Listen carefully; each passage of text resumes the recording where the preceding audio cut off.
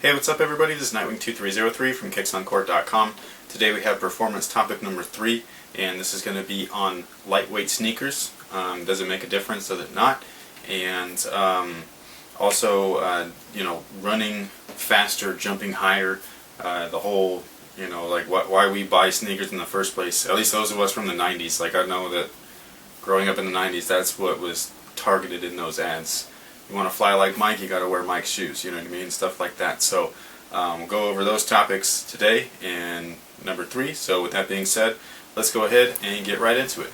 So right off the bat, I just want to say that in my personal opinion, from what I've experienced, lightweight shoes doesn't mean anything. It does not mean that you're going to run faster, jump higher. Your legs aren't going to tire out as quickly or whatever it is towards the end of the game and things like that. Again, this is all from my personal experience. The main thing was these two sneakers here kind of solidified what I had already had assumed, or my own personal feelings on the subject. Basically, because they have Nike Plus enabled within the sneakers, you have a shoe here that is considerably lighter than this shoe here. This shoe is more flexible and all kinds of stuff. So whereas this guy here lacks flex, it's a little bit heavier. It's got a different construction on the back ends here. This is something I'll get into a little bit later. These two sneakers are greatly different than each other, and I had the exact same stats in both sneakers. I did feel a little bit more, I wouldn't say like heavy, but like my legs would feel a little bit more in this shoe than this shoe here. But it's not because of the weight, it's due to the construction of the product. So again, I jumped just as high in these as I did in these, and in these shoes you're actually sitting up a little bit higher than you are in this. And then I ran just as fast and all that stuff, even though in my head I felt faster in this shoe than I did in this shoe. So stats don't lie. Even if I was going to tell you like, hey, I did feel faster in this shoe, the stats literally pointed that this shoe here I was just as fast and or slow and all that stuff. It was the same exact stuff. So in my opinion, all of this lightweight mumbo jumbo and all that stuff is just, it's all in your head. It's a placebo effect. If you think you're flying, that's probably a bad one, but like if you think you're going faster because of this shoe here versus this shoe here or vice versa, then it's going to happen in your head. So but that's what that is. Now let's get into the actual construction part, because that's pretty much what makes a difference here. So we have two totally different sneakers here from two totally different eras. You have the 80s, and then you also have the modern day, I guess you could say, sneaker. This is the KD3 and this is the Jordan 3, which was unintentional. They just happened to be lying around and they met this purpose. Now these two sneakers weigh totally different. This one weighs a little bit over a pound, so a little bit over 16 ounces, and then this one here, I can't remember what their actual weight was, but it was probably around 12 ounces or so. It's considerably lighter than this shoe as far as like their actual weight goes. However, they played almost identical to each other as far as what they feel like on your feet. You could both feel them. That's something that you like. If you're a runner and you wear a lightweight running shoe, like it feels like you're kind of like wearing socks with the sole and things like that. That's kind of how certain sneakers are going, like the Crazy Lights and the Kobe line and all that stuff. So these two sneakers you can feel on your feet. They're sturdy sneakers. They're built tough and all of that kind of stuff. The reason why that they feel heavy, this one especially, is due to their construction. So most people when they're running, I know that a lot of people run off their forefoot and all that stuff. However, a lot of times in the games, even if you don't notice it, you are using your heel quite often. I know a lot of people are probably going to disagree with me here, but I've recorded a few different games on different occasions, not just watching myself, but watching other players on my team and on other teams play, and they all use their heels, no matter what their skill level was. So you're using your heels at some point in time, and that's the point in which you feel things are a little bit heavier. because of the lack of compression here. So this shoe has a polyurethane midsole. When you heel, or when your heel strikes the floor, there's very little give and very little compression, which it feels like a brake. So as soon as you're running, you're going top speed, brake, top speed, brake, and things like that. That's going to draw your energy out. So that construction there, that's a negative for you as far as you being faster or you feeling like you're going faster due to the weight of the sneaker. It's not actually the weight itself, it's the construction. And the same thing with the KD3. This is an incredibly lighter sneaker in comparison, direct comparison to this shoe here. But the construction of it, that's solid rubber right there wrapping around a foam midsole. As soon as you hit, it's dense. It feels like you are hitting the floor with a brick attached to your foot. So top speed, brake, top speed, brake. And that's exactly what's going on with all of these sneakers here. It's not the weight, it's the actual construction and the way that they help you transition. These two sneakers allow you to move freely and allow you to transition without very much effort, thus making you feel like you're going faster. It doesn't have anything to do with the weight itself, it has everything to do with the construction. This shoe is heavier than this shoe, obviously. This is the lightest basketball shoe ever made. However, I feel just as fast in this one as I did in this one because of the construction. Upon heel strikes, that foam is super lightweight and it compresses a lot. So instead of hitting a brake, it's compressing and allowing transition to maneuver freely from heel to forefoot. That's what transition is. It's a movement from one spot to another. You're transitioning from heel to toe, and this is allowing you to do so much easier than, say, the KD3 or the Jordan 3. Now Adidas has a really great way of having the midsole attached to the upper itself, because they have everything, if you could see, they have everything kind of like underneath the heel. So you have your heel here, which sticks out just a tad bit further than the actual base or midsole of the shoe here. That's, you know, you're contacting the floor much quicker, so you're going to be a little bit faster in this shoe. Not because of the weight, it's because of the construction. The way that they have this set up, you're already in transition by the time your heel hits the floor. So whereas this one, you're hitting, it's compressing, then you're maneuvering. This one, as soon as you hit, it's already there. So, and the way that they have it dipped like this, inward, it's pretty much already compressed for you as well as like its maximum compression rate. So as soon as you hit, you're already ready and you're in transition right off the bat. So yes, you're going to be faster in this one slightly, but it's not because of the weight. It's all just because of construction. Now going back to these two shoes, again, construction is key. You can see that this jets out incredibly far for a modern day shoe, in my opinion. This comes out way far. And then you have the airbag underneath it, which is its furthest point from the heel.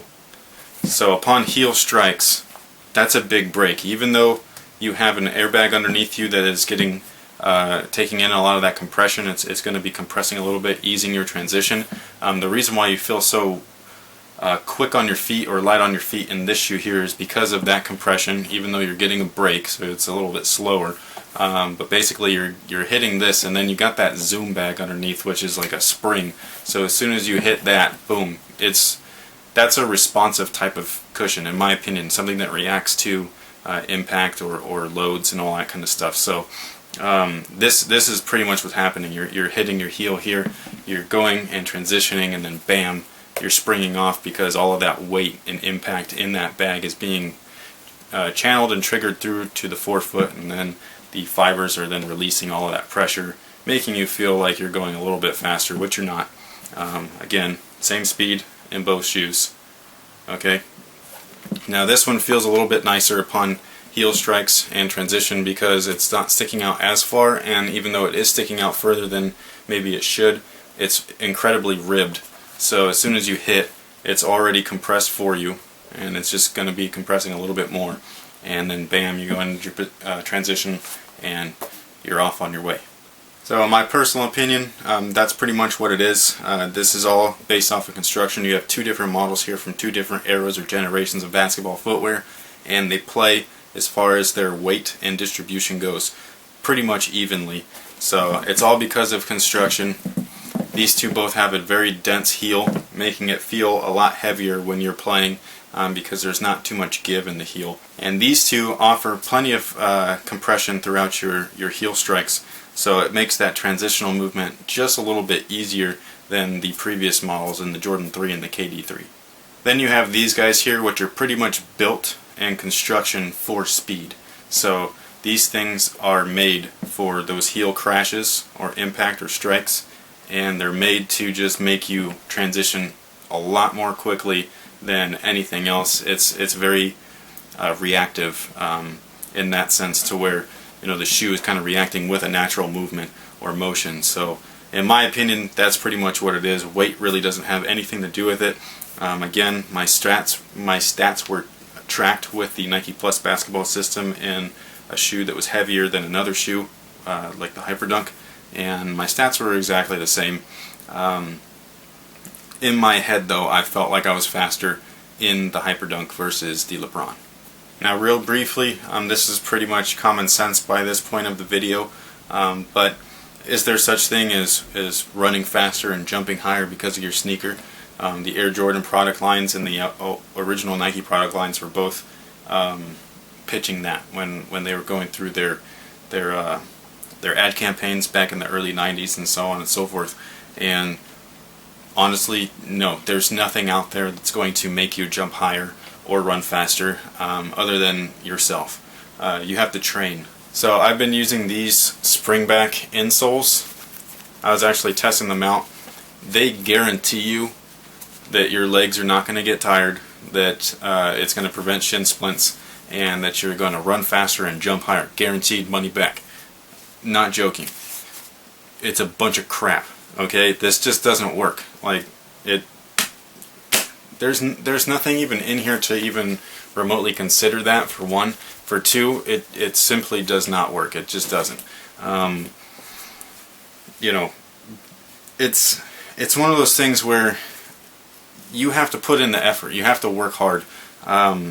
There are tools to help you jump higher, like jump soles and things like that, and there's training manuals and all of that stuff, but these things are teaching you how to do something. It's not making you do something. You know what I'm saying? So it's kind of hard to explain unless you're like in that proper state of mind to where you can really just kind of open up and see through all the bullshit. Pardon my French, but that's pretty much as simple as I can put it.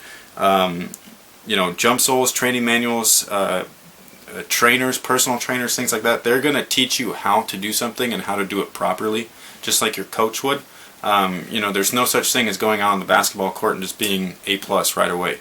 There isn't. Even Michael Jordan had to work on it. So that kind of stuff, you can't expect a product like this to do it for you.